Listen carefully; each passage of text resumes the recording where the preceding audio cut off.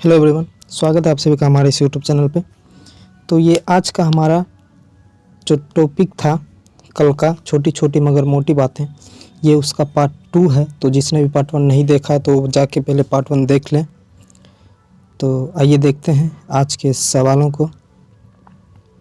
हमारा आज का जो सवाल है ये है कि सबसे अधिक ऊर्जा डैश से प्राप्त होती है।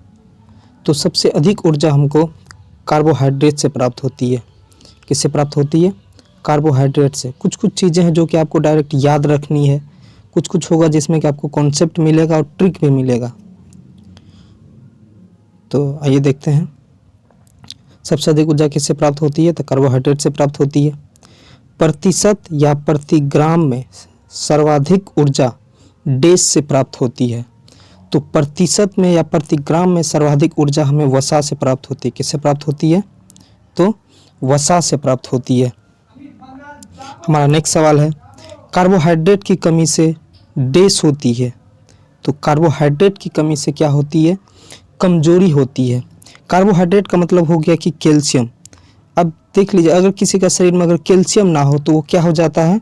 वह व्यक्ति कमज़ोर हो जाता है। इसके लिए आपको ट्रिक का याद रखना, कैल्शियम अगर ना हो तो क्या हो जाता है? कमज़ोर हो जाता है। ठीक है, आगे देखते हैं। आगे है, वसा की कमी से क्या होता है? तो अति दुबलापन। वसा का मतलब हो गया फैट। अगर किसी भी व्यक्ति का मोटापा घट जाता है तो वो क्या हो जाता है? अति दुबलापन हो जाता है। तो आपको इससे ट्रिक क्या याद रखना, मोटापा घटने से आदमी क्या हो जाता है? अति दुबला हो जाता है। नेक्स्ट देखते हैं, प्रोटीन की कमी से डैश होता है। तो प्रोटीन की कमी से क्या होता है? नाटा या बौनापन होता है। प्रोटीन की कमी से नाटा या बौनापन होता है। नेक्स्ट है, शरीर में खनिज तत्वों की कमी से डैश में कमी आती है। तो खनिज तत्वों की कमी से स्टेमिना में कमी होती है। किसमें कमी होता है? स्टेमिना में। नेक्स्ट है कि जल क्या है? जल क्या है? तो जल एक यौगिक है। हम आपको इससे पहले वाले वीडियो में एक हमारा टॉपिक था, उसमें हम बताए थे कि तत्व किसे कहते हैं, तत्व किसे कहते हैं, यौगिक किसे कहते हैं और मिश्रण किसे कहते हैं। मिश्रण। तो तत्व होता है जो अकेले हो, जो मतलब अकेले हो और इसका सूत्र हो, उसे हम तत्व कहते हैं। जैसे हाइड्रोजन, ठीक है, हीलियम हो गया, ये एक तत्व है। ठीक है। और यौगिक किसे कहते हैं? यौगिक जो एक से अधिक हो, एक से अधिक हो और सूत्र हो। क्या हो? इसका भी क्या होगा? सूत्र होगा। जैसे जल है तो जल का क्या होता है? H2O। तो ये हाइड्रोजन एक तत्व है और ऑक्सीजन एक तत्व है। तो ये क्या हो गया? यौगिक हो गया। जो एक से अधिक होगा और किसी के साथ होगा वो क्या है? यौगिक है। उसके बाद मिश्रण, इसमें एक पूछा जाता है मिश्रण क्या है? तो मिश्रण क्या है? मिश्रण जो एक से अधिक से हो लेकिन उसका कोई सूत्र ना हो। मिश्रण जो किसी से मिल के बना हुआ, तत्व यौगिक से मिल के बना हो लेकिन उसका सूत्र नहीं हो। जैसे आप ले लो पेपर, हवा में ऑक्सीजन भी है, ऑक्सीजन है, हाइड्रोजन है, हीलियम है, लेकिन हवा का कोई सूत्र होता है क्या? नहीं होता है। तो ये क्या हो गया? मिश्रण हो गया। पेपर का भी कोई सूत्र होता है क्या? नहीं होता है। तो पेपर क्या हो गया? मिश्रण हो गया। तो आगे देखते हैं, जल में हाइड्रोजन एवं ऑक्सीजन के परमाणु का अनुपात कितना होता है? तो जल हो गया, जल में हाइड्रोजन और ऑक्सीजन के परमाणु का अनुपात 2:1 होता है। जैसे देखिए जल है, H2O है। ठीक है। तो हाइड्रोजन, अब हम आपको परमाणु संख्या गिनने के लिए बताए थे, परमाणु संख्या कैसे निकालते हैं? सिर्फ परमाणु संख्या गिन लेना। जैसे हाइड्रोजन H2 है तो इसकी परमाणु संख्या होगी 2, ऑक्सीजन अकेले है तो इसकी होगी 1, यानी कि H2O जल की बोलेगा कि परमाणु संख्या कितनी? तो 2 + 1, यानी कि इसकी परमाणु संख्या हो गई 3। कितनी होगी? 3 होगी। अब बोलेगा इसका परमाणु का अनुपात मांग रहा था, हाइड्रोजन 2 है तो ये 2 हो गया, ऑक्सीजन अकेले है तो ये कितना हो गया, अकेले है तो 1 हो गया, तो परमाणु का अनुपात कितना हो गया इसका, 2:1 हो गया। अब इसी में अगर आपको बोलेगा संयोजकता, तो संयोजकता एक की संयोजकता दूसरे की संयोजकता पहले पर और पहले की संयोजकता दूसरे पर देखते हैं। इसमें बोलता हाइड्रोजन की संयोजकता कितनी, तो इसकी ऑक्सीजन पे देखते हैं यानी कि 1 हो जाता, और ऑक्सीजन की संयोजकता बोलती तो 2 हो जाता। ठीक है, नेक्स्ट देखते हैं। अब है जल में हाइड्रोजन एवं ऑक्सीजन के परमाणु भार का अनुपात। तो परमाणु भार कैसे निकालते हैं, परमाणु भार का अनुपात इसका होता है 1:8। जैसे अब देख लो, जैसे ये क्या है, जल है, तो जल क्या होता है H2O। हाइड्रोजन का परमाणु संख्या और परमाणु भार हाइड्रोजन का होता है 1:1, कितना होता है 1:1, और ऑक्सीजन का होता है 8:16, कितना होता है 8:16 होता है। तो ये परमाणु संख्या, ये परमाणु भार, तो हमको परमाणु भार का अनुपात निकालना है। तो हाइड्रोजन का परमाणु भार है 1, ठीक है, यहाँ पे H2 है तो 1 × 2 करेंगे, ठीक है। ऑक्सीजन है 8:16, परमाणु ऑक्सीजन कितना हो गया 16, तो 16 लेंगे, तो आप इसको काट सकते हैं, 2 से कट जाएगा 1:8, तो इसका क्या हो जाएगा, जल में हाइड्रोजन परमाणु को भार का अनुपात 1:8 हो जाएगा। अब बोलेगा, अब नेक्स्ट है जल का अणुसूत्र। जल का अणुसूत्र क्या होता है, H2O होता है। जल का अनुभार पूछेगा, अनुभार पूछेगा तो सिर्फ जोड़ देना है। हाइड्रोजन होता है 1 में 1 1, तो 1 × 2 यानी कि 2 हो गया, प्लस ऑक्सीजन होता है 8:16, तो ये हो गया परमाणु भार यानी कि 8:16, और 16 और ये 2, तो कितना हो जाएगा 18 हो जाएगा। नेक्स्ट देखते हैं भारी जल का अणुसूत्र। भारी जल का अणुसूत्र होता है D2O। भारी जल का अणुसूत्र क्या होता है D2O। D2O को ही गुरुजल भी बोला जाता है। क्या बोला जाता है, गुरुजल भी कहा जाता है।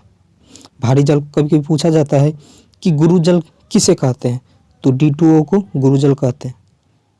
भारी जल का ही दूसरा नाम क्या है, गुरुजल है। तो भारी जल का अनुभार मांग रहा, तो अनुभार कैसे निकालते हैं, ड्यूटेरियम है D2O, भारी जल D2O का, तो ड्यूटेरियम जो है कि ये हाइड्रोजन का समस्थानिक है।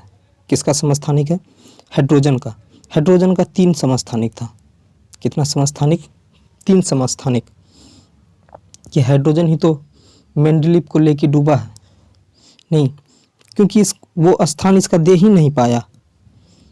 हाइड्रोजन का 3 जो इसका है, कौन कौन है देखते हैं। इसका 3 समस्थानिक था, एक था प्रोटियम, दूसरा था ड्यूटेरियम, और तीसरा था ट्रैटियम। प्रोटियम होता है 1 ड्यूटेरियम होता है 1 और ट्रैटियम होता है 1/3। तो यहाँ पे D2 है, ठीक है।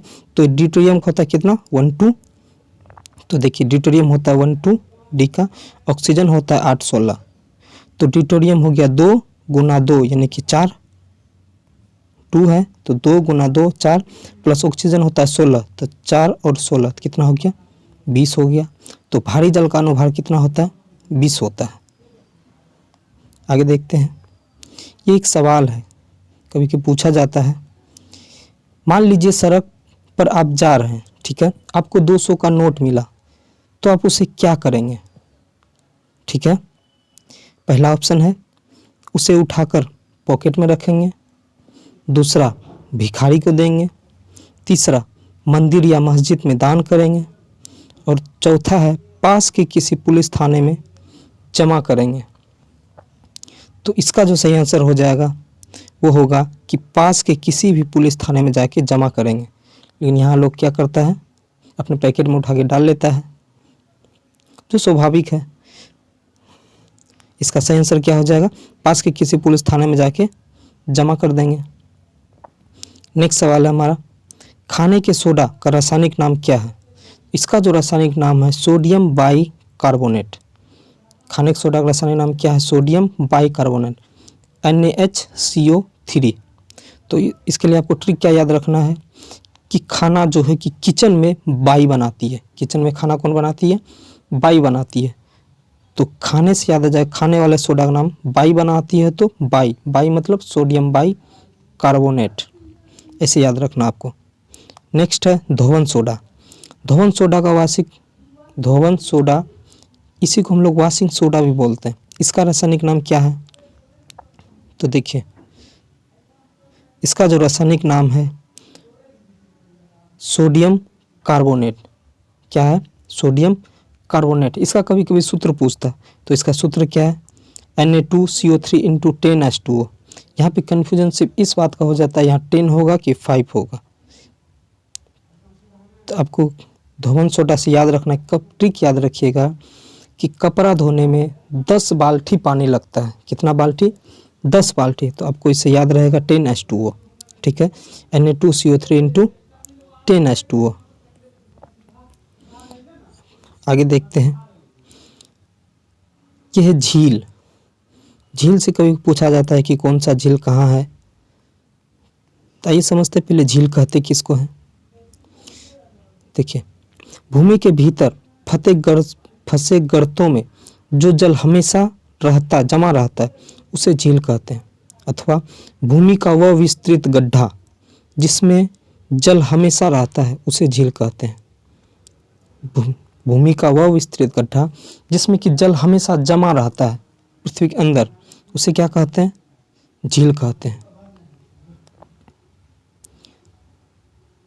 अब है, देखिए, झील, जिस झील से नदियों का निर्माण होता है उसका पानी मीठा अथवा पीने लायक होता है। अब जिस भी झील से नदियाँ यानी कि बहती, उसका जिस झील का पानी बहता रहता है उससे अगर नदियों का निर्माण होता है तो उसका पानी मीठा लगता है अर्थात पीने लायक होता है। जिस झील से नदियों का निर्माण नहीं होता है उसका पानी खारा अर्थात पीने लायक नहीं होता है। अब 2 जगह का है, उत्तराखंड एवं जम्मू कश्मीर के प्रमुख झील। इसको याद कैसे रखना, इसके लिए ट्रिक है, सभी ताल उत्तराखंड एवं नाग नागिन जम्मू कश्मीर। ट्रिक क्या है? सभी ताल उत्तराखंड और नाग नागिन जम्मू कश्मीर। देखते हैं, जैसे है देवताल झील, सभी ताल उत्तराखंड, जैसे देवताल झील, नैनीताल झील। उसके बाद है मालाताल झील, सात ताल झील, राकस ताल झील, खुरापात ताल झील, नौकछिया ताल झील। तो जितने भी ताल हैं सभी कहाँ हैं? उत्तराखंड में हैं। और नाग नागिन जम्मू कश्मीर, जैसे नागिन झील, शेषनाग झील, अनंतनाग झील, वेरीनाग झील, ये सब कहाँ? जम्मू कश्मीर में। तो आपको याद क्या रखना है ट्रिक में? सभी ताल उत्तराखंड, नाग नागिन जम्मू कश्मीर। ठीक है, जैसे देवीताल झील, नैनीताल झील, मालाताल झील। ठीक है, जितने भी ताल हैं सभी कहाँ? उत्तराखंड में। और नाग नागिन जम्मू कश्मीर। नागिन जहाँ भी रहेगा तो कहाँ पे है? जम्मू कश्मीर। लेकिन कुछ हैं जो कि और भी जम्मू कश्मीर में हैं जो आपको याद रखने डायरेक्ट, जैसे डल झील, वुलर झील और मानस बल झील। ये भी कहाँ है? जम्मू कश्मीर में है। ठीक है, नेक्स्ट देखते हैं, बांस क्या है? कभी कभी पूछा जाता है कि बांस क्या है, तो बांस एक घास है। मटर क्या है? मटर साग है। मिर्ची क्या है? तो मिर्ची झाड़ी है। मिर्ची क्या है? झाड़ी है। हवा मिश्रण है। हम आपको बता मिश्रण किसे कहते हैं? जिसका कोई सूत्र ना हो, सूत्र नहीं हो, उसे क्या कहते हैं? मिश्रण कहते हैं। एक सवाल देखिए, हड़प्पा सभ्यता देश थी। ठीक है, यानी कि हड़प्पा सभ्यता क्या थी? पितृसत्तात्मक थी, मातृ सत्तात्मक थी। ठीक है, तो हड़प्पा सभ्यता जो था वो मातृ सत्तात्मक था। क्या था? मातृ सत्तात्मक। इसके लिए आपको क्या याद रखना है ट्रिक? हड़प्पा में पप्पा नहीं था। क्या ट्रिक याद रखना है? हड़प्पा में पप्पा नहीं था। जाहिर सी बात है, अगर पप्पा नहीं है तो वहाँ पे किसका राज चलता था? माता का चलता था। इसीलिए आपको याद क्या रखना, हड़प्पा में पप्पा नहीं था। ठीक है, तो हड़प्पा सभ्यता कैसी सभ्यता थी? मात्रात्मक सभ्यता थी। अब है जल में घुलनशील। जल में घुलनशील प्रमुख 2 विटामिन कौन कौन से हैं? तो जल में जो घुलनशील विटामिन है वो है बी और सी। इसके लिए आपको ट्रिक क्या याद रखना है? WBC। W से हो जाएगा वाटर, वाटर यानी कि पानी, और बी और सी से याद रह जाएगा बी और सी, जल में घुलनशील। तो क्या याद रखना ट्रिक? WBC। W बोले तो वाटर, बी और सी जल में घुलनशील। ठीक है, नेक्स्ट है वसा में घुलनशील विटामिन कौन कौन से हैं? इसमें घुलनशील है ADEK। कौन सा? ADEK। इसके लिए आपको ट्रिक क्या याद रखना? फेडेक, FADEK। एफ से याद रहेगा फैट, फैट बोले तो वसा, और ADEK याद रह जाएगा वसा में घुलनशील विटामिन। ठीक है, आगे देखते हैं। लिटमस एक प्रकार का पेपर है जो लाइकेन का बना होता है। किसका बना होता है? लाइकेन। और लाइकेन ये जो है कि कवक प्लस शैवाल का मिश्रण है। किसका मिश्रण है? लाइकेन कवक और शैवाल से मिलकर बना हुआ था। ठीक है, लिटमस एक प्रकार का पेपर है जो लाइकेन का बना होता है। लाइकेन कवक और शैवाल से मिलकर बना होता है। ठीक है, लाइकेन एक वायु प्रदूषक सूचक है। देखिए आगे, लाइकेन कवक एवं शैवाल से मिलकर बना होता है। ठीक है, एक और सवाल देखते हैं। कवक का अध्ययन, देखिए पूछा जाता है कि कवक का अध्ययन को क्या कहा जाता है और शैवाल के अध्ययन को क्या कहा जाता है। कवक का अध्ययन को कहते हैं हम लोग माइकोलॉजी, और शैवाल के अध्ययन को कहते हैं हम लोग फाइकोलॉजी। तो इसके लिए आपको ट्रिक क्या याद रखना है? कम साफ। कम से हो जाएगा को से कवक, मो से माइकोलॉजी, सो से शैवाल, फो से फाइकोलॉजी। क्या ट्रिक याद रखना? कम साफ। को से कवक, मो से माइकोलॉजी, और फो सो से हो जाएगा शैवाल, और फो से फाइकोलॉजी। ठीक है, तो आज के लिए हम इतना ही रहने देते हैं। मिलते हैं और देखेंगे अगले नेक्स्ट वीडियो में। तो आपको ये वीडियो कैसा लगा हमें कमेंट्स बॉक्स में ज़रूर बताएं, और अपने दोस्तों के साथ ज़्यादा से ज़्यादा शेयर करें। तो इसके लिए इतना ही मेरे दोस्त। तो मिलते हैं किसी अगले वीडियो में। Thank you very much.